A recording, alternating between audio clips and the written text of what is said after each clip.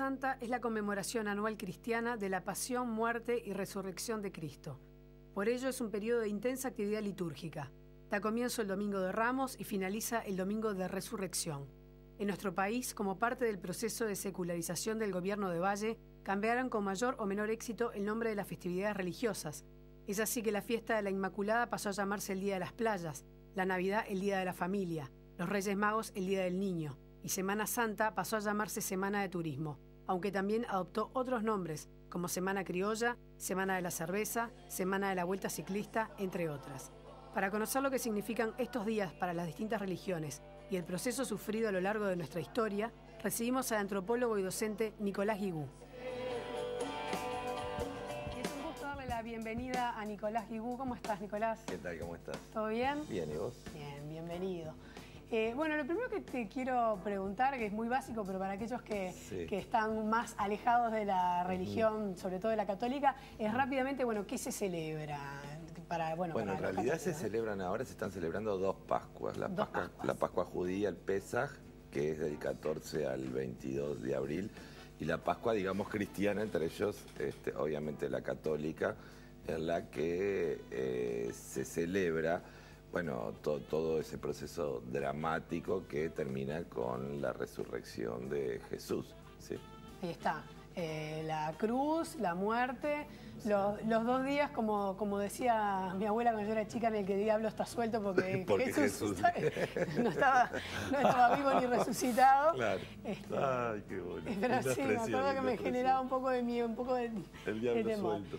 Sí, y bueno, que coincida con la Pascua judía en realidad, y no siempre coincide, o sea, esta semana de... Claro, pero de alguna manera, o sea, se busca, hay una coincidencia en todo caso mítica, porque Jesús resucita durante la Pascua judía. Entonces tiene que haber algún tipo de vínculo. Bueno, obviamente que la Pascua cristiana es una derivación de la Pascua judía, aunque los significados son bien diferentes. En la Pascua judía, en el Pesaj, se celebra la salida del pueblo de Israel de Egipto, ¿no? Y todo ese proceso, y por eso comen claro, y comen ese pan sin levadura porque no tuvieron tiempo de aprontarla, todo ese tipo de rituales. Y en el caso de los cristianos, mantienen el concepto de Pascua, pero lo vinculan al proceso, en fin, de crucifixión y resurrección de Jesús. ¿Y de dónde sale el término Pascua, digamos? Bueno, tiene varias derivas. Lo importante es que, y varios orígenes, pero lo importante es que señala un momento de transformación, y eso es lo que trata de, digamos, el cristianismo asumir del judaísmo. En uno de los casos, en el caso del judaísmo, es la salida de Egipto, y en el caso de los cristianos es la resurrección de Jesús. De cualquier manera, fue durante el concilio de Nicea que se resuelve separar una Pascua de la otra en términos de fecha. Sí, porque si no quedaban demasiado pegadas. Demasiado pegadas, porque ya que, digamos, se mantuvo dentro de la construcción mítica cristiana que Jesús resucita durante la Pascua judía, no se pretendía que coincidieran en el tiempo. Hay veces que pasa que coinciden como esta vez, en ¿no? este caso. Sí. Bueno, en el gobierno de Valle es que se da todo este proceso de secularización, que lo decíamos en el arranque, donde todas las festividades cristianas pasan a tener un nombre, digamos, que tiene que ver con otras cosas, el Día de la Playa, Día del Niño, y bueno, Semana Santa que pasa a ser Semana de Turismo. Claro, porque digamos, hay muchos estilos de secularización, pero el estilo uruguayo es un modelo laicizante, no solo laico, sino laicizante, que en la contemporaneidad ha cambiado un poco, pero cuando se va constituyendo, es decir, finales del siglo XIX hasta las primeras décadas del siglo XX, tiene una ambición sustitutoria. Estamos, un Estado claramente que se va conformando con gobiernos claramente anticlericales que tratan de sustituir, digamos, las fechas católicas, ¿sí?, por fechas no católicas. Esto se hace es profeso, es decir, son medidas que toma el gobierno claramente con, digamos, una ambición sustitutoria y particularmente con, digamos, una impronta fuertemente anticlerical, digo, como el caso del Día de Reyes, el 6 de enero, Día de los Niños, por ejemplo, se le puso el 25 de diciembre, Día de la Familia, el 8 de marzo, perdón, el 8 de diciembre, el día de las playas. O sea, sí. se fueron, Igual muchos éxitos, funcionaron algunos años, tuvieron un éxito relativo, pero en realidad la que funcionó simbólicamente mejor fue esa Semana Santa, que pasa a ser Semana de Turismo, e inclusive el gobierno amplía el número de feriados. Eso es muy interesante, cómo la ampliación de números de feriados puede ayudar a que sea efectiva una práctica sustitutoria como fue la de Semana de Turismo por Semana Santa. La mayoría de los uruguayos se refieren, esto en términos de encuestas, se refieren a Semana de Turismo más que a Semana Santa. Muchos se refieren a Semana Santa, pero mayoritariamente a Semana de Turismo, aunque tenés varias semanas, porque tenés la Vuelta Ciclista, la Semana Criolla, que aparte imagínate, yo estaba con unos colegas mostrándoles cuando se hizo el asado más grande del mundo, que fue en Semana de Turismo. Sí, capaz que fue viernes y todo. Que es el probablemente, día que entonces no podían creer cómo se podía de repente faltar el respeto tanto a otra, a una comunidad religiosa, de mostrar tanta carne en la televisión. Eso bueno, son manifestaciones y demostraciones claras de, digamos, de los efectos de un modelo laicista radical. Uruguay es de los 4 países más laicos del mundo. Claro, pero eso que decís de hacer el asado más grande del mundo no demuestra para nada indiferencia, no, demuestra la intencionalidad. Y en cierto sentido, sí, bueno, en una época, digamos, de anticlericalismo muy radical, en Uruguay los vallistas, los socialistas, los anarquistas hacían asados enfrente a la iglesia matriz los Viernes Santos, ¿no? Y repartían volantes y demás. Son momentos, digamos, de conflictividad, diferentes cosmologías, diferentes visiones, son muy interesantes. Y nosotros, claro, Uruguay es otro país con otras características, pero de cualquier manera, el triunfo de esa sustitución, bueno, lo vemos en la gente habla de Semana de Turismo, ya no es una semana, digamos, por lo menos no para todos los uruguayos, para la mayoría seguramente no, una semana orientada ni de recogimiento, ni de reflexión, ni de nada. Obviamente que muchos ateos comen pescado, es muy interesante, ¿no? Muchos ateos diagnósticos comen pescado, o sea, digamos... se mantienen de repente algunas tradiciones, capaz que sin tener la menor idea del significado, porque ¿por qué se come pescado? Por eso mismo, entonces, a ver, porque no tendrías que comer carne, porque tendría vinculación con la idea de la sangre y carne cristiana.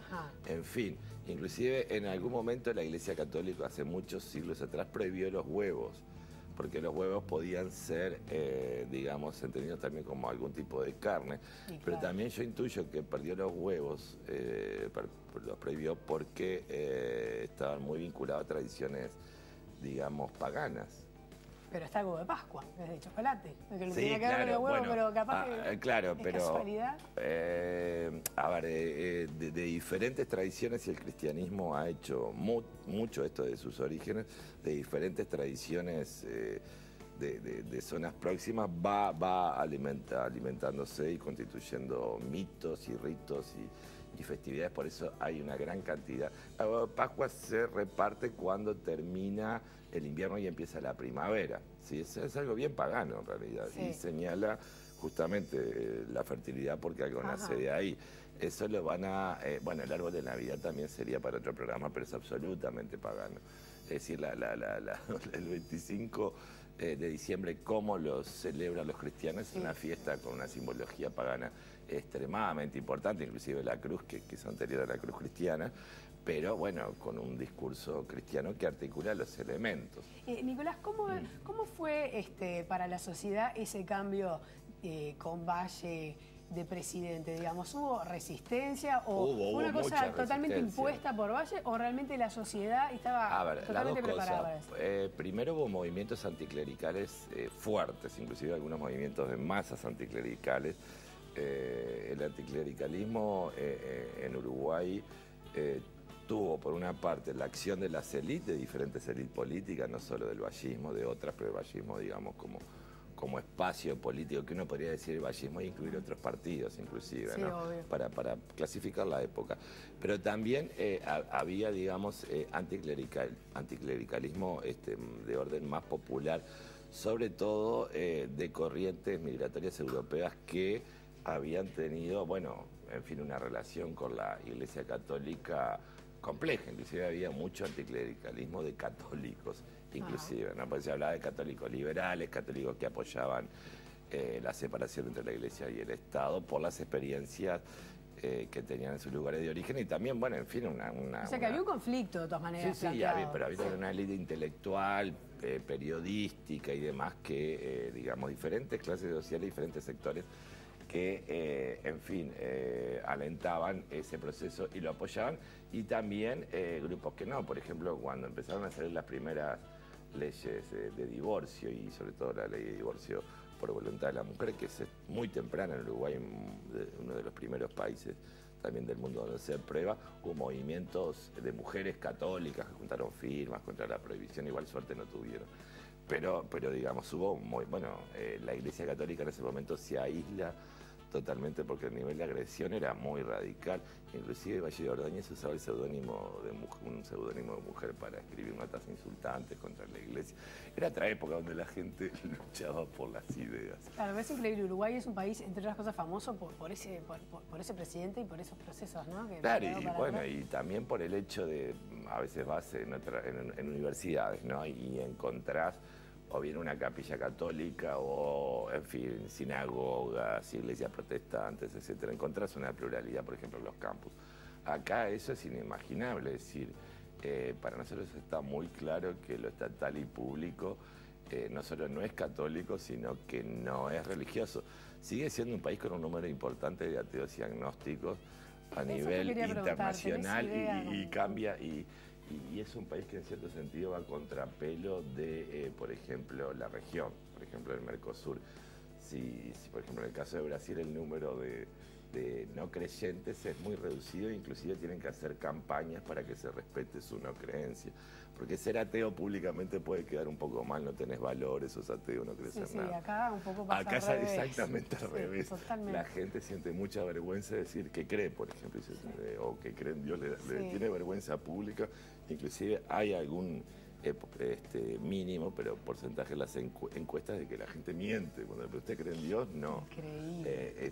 Bueno, todo eso tiene que ver, con que la laicización y la laicidad no es solo un proceso estatal, jurídico y demás, sino que es, y sobre todo, un proceso cultural que ha sido ampliamente exitoso y lo va a seguir siendo. Ampliamente exitoso. Es un país, no sé si saludablemente, pero desencantado para bien y para mal, para las dos cosas. Para bien y para mal. A veces uno querría un poco de encanto, pero bueno, en fin.